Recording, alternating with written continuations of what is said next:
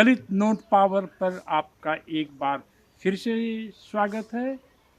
और मैं पूर्वी उत्तर प्रदेश के जनपद आजमगढ़ में एक बार फिर से आपके सामने प्रस्तुत हूँ। मेरे साथ हैं माननीय दीपचंद मास्टर साहब, धरवारा गांव के, और आज इनसे कुछ पॉलिटिकल सवाल जानते हैं। स्वागत है दीपचंद मास्टर साहब। सौभाग्य है आपका, मैं हृदय से आपका स्वागत करता हूं। और ऐसे विषय पर आज मुझे अवसर दिया जा रहा है जो कि राजनीतिक संबंधी है। ततः मैं चाहूँगा कि जो मेरे दिमाग में, मेरे विचार में है, वह तक पहुँचने का प्रयास करूँगा। तो सर, ज़रा आप ये बताएं कि बाबू जगजीवन राम के बारे में आप क्या सोचते हैं? उनका क्या रोल रहा है दलित समाज में? बाबू जगजीवन राम हमारी कौम जात चमार में सासाराम के पैदा हुए थे और राजनीति क्षेत्र में वो अपने जीवन में एक मेधावी छात्र थे और मेधावी छात्र का निर्वहन करते हुए अपनी जात की वह सबसे पहले नेता के रूप में यह जो है केंद्रीय सरकार में सम्मिलित हुए और जिन जिन विभागों में वह गए वह विभाग को एक कायाकल्प करके और नया रूप दे करके देश को आगे बढ़ाने का प्रयास किया है और इसलिए उनको मैं लायक कहता हूँ। हालांकि डॉक्टर अंबेडकर भी इस शिरोमणि के आधार पर, माने उच्चतम के आधार पर बाबा साहब हमारे सबसे ऊंचे रहे, लेकिन उनके अंडर में, उनके नीचे तह पर यह ज़मीन से चल करके जगजीवन राम ने हमारी बिरादरी का और देश का दोनों में उन्होंने जो काम किया है वह इसके लिए वह बहुत ही सराहनीय है। उनको बाबूजी की टाइटल कैसे मिली? किसने सबसे पहले उनको बाबूजी कहना शुरू किया? नहीं मालूम? अच्छा, क्या दलितों को रेलवे में या पोस्ट ऑफिस में नौकरी जाने की उनकी कुछ भूमिका के बारे में आपको मालूम है? हाँ, मालूम है। उस समय हमारी बिरादरी के लोग पढ़ने लिखने की उनको जो है अनुमति नहीं थी और हमारे कुछ लोग जो पढ़े लिखे होते थे तो रेलवे में, पोस्ट ऑफिस में या किसी भी विभाग में वह जो है जहाँ भी गए, जगजीवन बाबू ने अपने प्रयास से हमारे लोगों को रेलवे में और या फोर्स में, क्या कहते हैं, मिलिट्री में अधिकांश भरने का उन्होंने काम किया है। और उस समय हमारे लोगों की संख्या, पढ़े लिखों की गिनती बहुत कम थी, लेकिन जितने थी उनमें से उन्होंने जो भी उसके योग्य थे उसको उन्होंने अपने जगह पर रखने का प्रयास किया और सरकार की सेवा करने का उन्होंने जो स्थान दिया था उस पर हमारे लोग जा कर के अपने बहुत ही सुयोग ढंग से कार्य किया। इसके लिए मैं जगजीवन राम को मैं साधुवाद देता हूँ। कुछ लोग ये भी कहते हैं कि उस समय आपके बचपन में, जब आप 1955 के आसपास रहे होंगे, 7 साल 8 साल के रहे होंगे, तो बाबा साहब अम्बेडकर के नाम से और बाबू जगजीवन राम के नाम से कुछ सोकाल्ड उच्च जाति के लोग भड़कते थे। हाँ, भड़कते थे, चूँकि यह दलित जाति का आदमी किसी भी कोई काम करता था या अच्छा कपड़ा पहन लेता था या नहीं किसी सर्विस में पहुंच जाता था तो उनके हृदय में एक प्रकार से बहुत ही अनेक प्रकार की जलन की भावना होती थी कि यह चमार जात का यह आदमी किस प्रकार से ऐसे पोस्ट पर पहुंच गया है। लेकिन उनका कर्म ऐसा रहा, उनका धर्म ऐसा रहा, उनका विचार ऐसा रहा, ऐसे पढ़ने मेधावी थे कि उनको कहीं पीछे करने का किसी के पास साहस नहीं हो पाया। कहा यह भी जाता है कि अगर कोई दलित अच्छे कपड़े पहन करके उस समय गांव से बाज़ार जा रहा है, स्कूल जा रहा है, या कोई पोस्ट ऑफिस में बाबू हो गया है तो जा रहा है ड्यूटी पर, तो उसको लोग ताना मारते थे अप्रकाशी, या कुछ इस तरह का कटाक्ष करते थे, देखो जगजीवन राम जा रहा है। हाँ सर, ऐसा है कि वह घटना तो मेरे साथ खुद है। अच्छा, बताएं जरा। मेरे सामने यह है कि मैं बचपन में गरीब तो था, लेकिन जो भी मेरे कपड़े थे उसको हमेशा मैं, माँ का आशीर्वाद रहा है, माँ के का विचारधारा ही है, भाई साहब का विचारधारा रही है, मेरे परिवार का जो विचारधारा, उस विचार में रह करके मुझे अब जो भी कपड़े थे उसको मैं साफ करके विद्यालय जाता था और साफ जगह रहने का प्रयास करता था। तो यह तरीके से मुझे कई बार कई जगह मुझे यह कहता कि अरे बड़ा झाड़ के जात हवा हो, चमार हवा, तू अपने के ना देखता, चमार हो के जात हवा, चमार ऐसा कपड़ा चमार के कहाँ मौसर। लेकिन हम उस बातों का जगह जगह उत्तर भी देते थे, और जहाँ उत्तर देने का समय नहीं होता था परिस्थिति काल के आधार पर, तो मैं बर्दाश्त करके आगे बढ़ता जाता था।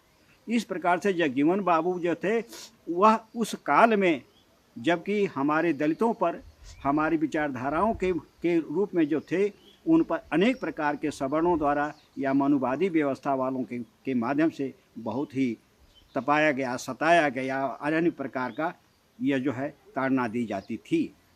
और हमारी बिरादरी के लोग अपने जो भी कपड़े अपने पास अच्छे होते थे तो घर से फटे पुराने कपड़े ले करके झोले में धर करके गांव के बाहर जाते थे रिश्तेदारी करने के लिए। तो वह कपड़े गांव के करीब जाने पर तो वह अपने असली कपड़े को पहनते थे, और जो फटे पुराने कपड़े होते थे तो उस कपड़े को अपने उस झोले में रख लेते थे। ऐसा क्यों?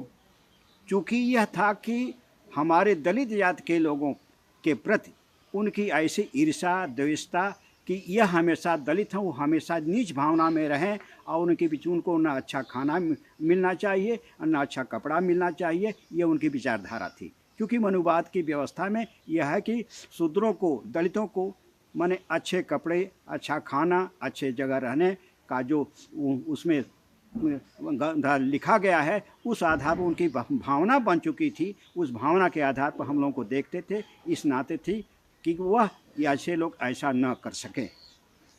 सर, क्या यह सही है कि दलित समाज के लोगों को आपके बचपन के समय सफ़ेद कपड़ा पहनने पर मनुवादी लोग थोड़ा बुरा मानते थे? जी, ऐसा देखा गया है कि हमारे सफ़ेद कपड़े पर उनको दिमाग में यह होता कि यह आज इस तरह से सफ़ेद कपड़ा पहन कर चलेगा तो इसके इस प्रकार से इसके बच्चे भी चलेंगे, तो हम लोगों की मान है आ गए, क्योंकि हम क्षत्रिय हैं, हम ब्राह्मण हैं, ये ऐसे कपड़े पहनने का अधिकार है, इस ऐसे कपड़े पहनने के लिए हमको आस्थान दिया गया है। मेरे साथ तो ऐसा हुआ कि मैं एक बार विद्यालय से अपने घर आ रहा था, और आने के न सर्विस काल में एक क्षत्रिय के घर एक संदेश था। वह संदेश पहुंचाने के लिए मैं एक ठाकुर के घर गया। तो जब ठाकुर के घर गया तो उसके घर की एक औरत निकली और सर पर वैसे कह रही कि अरे बाप रे बाप, यह बतावा के कही कि चमार हुआ, ये धोती या कुर्ता बतावा ले, ऐसा चमारे के कहाँ होवे के चाहिए। आपके सामने कह रही थी? मेरे सामने यह सरेआम बात हुई। तो मैंने जवाब दिया कि क्या चमार जो है नहीं खाना खा सकता, क्या चमार ने कपड़ा नहीं पहन सकता? तुम्हारे लिए ही भगवान ने दिया है कि अच्छे कपड़े पहनो, अच्छे घर में रहो, अच्छी तरह से रहो। मैंने तुरंत उसका जवाब दिया, क्योंकि मैं किसी के बातों को मैं बर्दाश्त करने की मेरे पास क्षमता नहीं होती थी, और उस चीज़ को मैं बर्दाश्त नहीं कर पाया। मैं खुद ऐसा जवाब दिया था।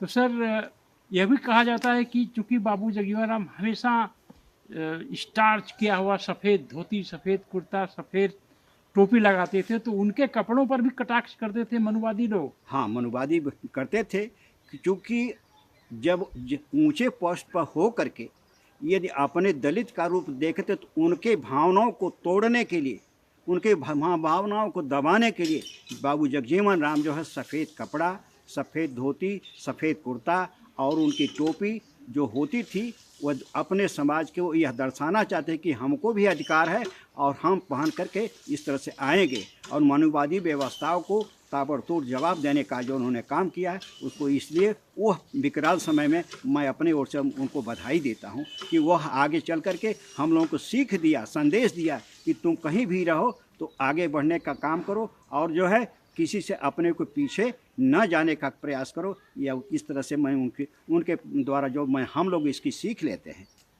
तो जिस तरह से बाबा साहब अम्बेडकर ने सूट बूट पहन कर के एक तरह से विद्रोह किया था, जी वैसे ही नॉर्थ इंडिया में जहाँ मनुवादी लोग ज़्यादा हैं, जी जी तो उसमें चमचमाते हुए सफ़ेद रंग के कपड़े पहनने का बाबूजी का कहीं एक यह भी तो मकसद था कि हम एक तरह का सांस्कृतिक कल्चरल विद्रोह कर रहे हैं। हाँ, यह उन्होंने जाकर दिखा दक्षिणी भारत में या कहीं भी। वह चूँकि वह समय मंत्रिमंडल में वह एक एकलौते यह जो मंत्री थे और एकलौते इस जाति के ऊंचे पोस्ट पर यह आसीन थे। ये वह मनुवादी व्यवस्था वाले यह सोचते थे कि यह आगे निकलेगा, इस तरह से चमचमाते कपड़े पहनेगा तो उसकी छाप उसके लोग हमेशा अपनाएंगे, तो इसलिए हम लोगों की मान हानि होगी। इसलिए वो हमेशा दक्षिणी भारत हो या उत्तरी भारत हो, कहीं भी वो दब कर के बाबू जगजीवन राम नहीं रहे।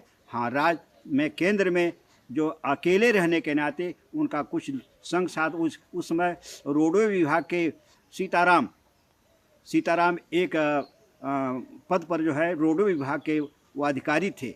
अधिकारी क्या माने, हाँ अधिकारी थे।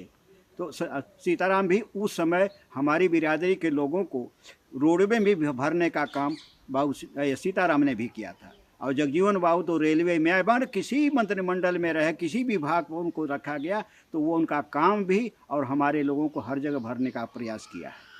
सर, कुछ दलित समाज के पढ़े लिखे लोग हैं जो आधुनिक पीढ़ी के हैं, जी बाबा साहब के बारे में इतनी अपमानजनक बातें करते हैं कि मुझे उन शब्दों को दोहराने में भी शर्म आएगी। ऐसे लोगों को क्या कहेंगे जो बाबू जी के बारे में कुछ उल्टा सीधा कहते हैं? ऐसे कहने वाले जो है वह उनको शिक्षा उनके पास नहीं है और वैसे उनको वातावरण नहीं है, और जो है मनुवादियों के डर से और उनके प्रभाव से बाबा साहब के प्रति किसी कहने की हिम्मत तो नहीं है। लेकिन क्या काबुल में गधे नहीं होते हैं? तो जब गधे बाबा साहब या जगजीवन राम या हमारे जाति के कि जो कोई IAS या PCS निकल गया है, तो क्या वैसा कहने वाले को मुँह पर काली पोतना चाहिए।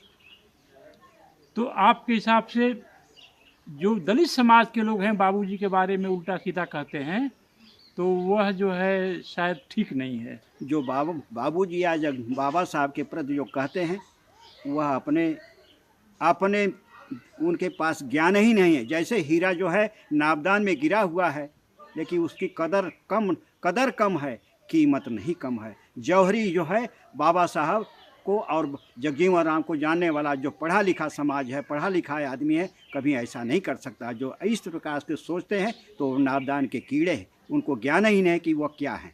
इसलिए उनकी बुद्धि नहीं पकड़ पाती कि जगजीवन जी क्या थे और बाबा साहब क्या थे। चलिए, तो माननीय दीपचंद साहब का ऐसा सोचना है कि बाबूजी अपने समय के एक विद्रोह के प्रतीक भी थे। नौकरी तो दिलवाया ही दलित लोगों को, स्वाभिमान भी जगाया। ये चर्चा आपको कैसी लगी? अगर अच्छी लगी तो फॉरवर्ड करिए, इसको सब्सक्राइब करिए, सपोर्ट करिए, ताकि हम इस सीरीज को जारी रखें, ताकि हमारी वर्तमान पीढ़ियों में जो कुछ लोग यूट्यूब पर या फेसबुक पर भटक गए हैं, या किसी ने उनको पे किया है कि दलित आइकन्स को, बाबू जैसे दलित आइकन को बदनाम करो, तो आप इसको देखते रहिए। जय भीम, जय भारत। मास्टर साहब से हमारा वार्तालाप जारी रहेगा।